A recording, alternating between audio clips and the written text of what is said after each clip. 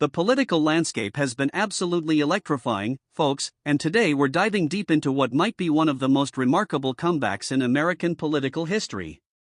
The numbers don't lie, Donald Trump has been dominating the electoral map in a way that few predicted.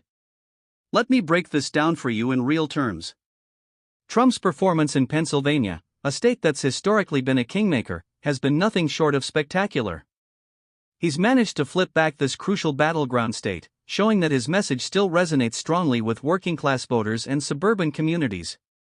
But here's where it gets really interesting. Georgia, which was such a nail-biter in 2020, has swung decisively in Trump's favor this time.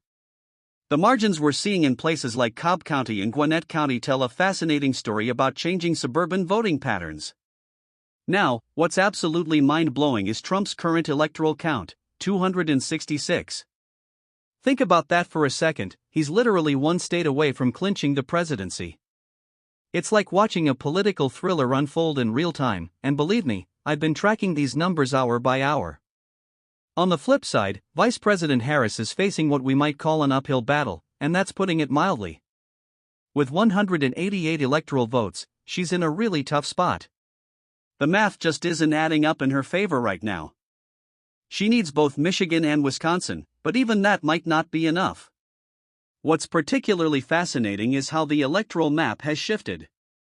We're seeing counties that were solid blue in 2020 now showing significant red shifts. It's like watching a political earthquake reshape the American electoral landscape. The turnout numbers are telling an incredible story too. In North Carolina, another Trump victory, we're seeing unprecedented levels of voter engagement. This isn't just about winning states, it's about the changing nature of American political participation. Let's talk about Harris's strategy here. She's been focusing heavily on Michigan and Wisconsin, but here's the thing, even if she manages to secure these states, she's still facing an incredibly narrow path to victory. It's like trying to thread a needle while riding a roller coaster. What we're witnessing might just be the biggest political comeback story of our time. Trump's campaign has managed to rebuild and strengthen its coalition in exactly the right places. It's like watching a master chess player position their pieces for checkmate. The implications of these results are absolutely massive for American politics. We're not just seeing a potential change in leadership, we're watching a fundamental shift in how electoral politics works in this country. This could reshape political strategies for decades to come. So there you have it, folks, a race that's coming down to the wire, with Trump just 4 electoral votes away from a historic return to the White House, while Harris faces the political fight of her life. This is exactly why American politics continues to be the most fascinating show on earth. Meanwhile, first off, let's talk about what everyone's calling the Trump tsunami. The former president hasn't just won these battleground states, he's dominated them. In Pennsylvania, which many considered the crown jewel of this election, Trump's message about economic revival and energy independence hit home hard.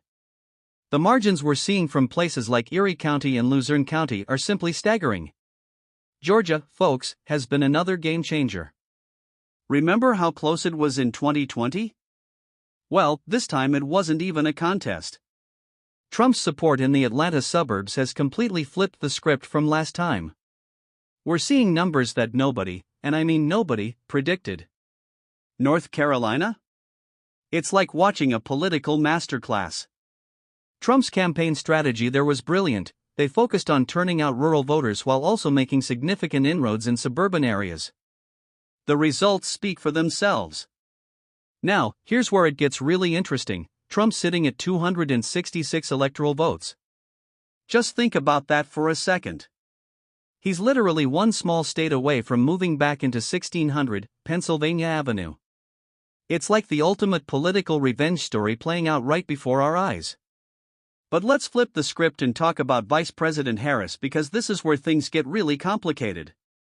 With just 188 electoral votes, she's in what political strategists call a box canyon, very few ways out, and none of them easy. Michigan and Wisconsin are must-wins for her, but here's the kicker, even if she gets them both, she's still got a mountain to climb. What's fascinating is how the electoral map has completely transformed. Areas that were reliably Democratic in previous elections have shifted dramatically. Thanks for watching.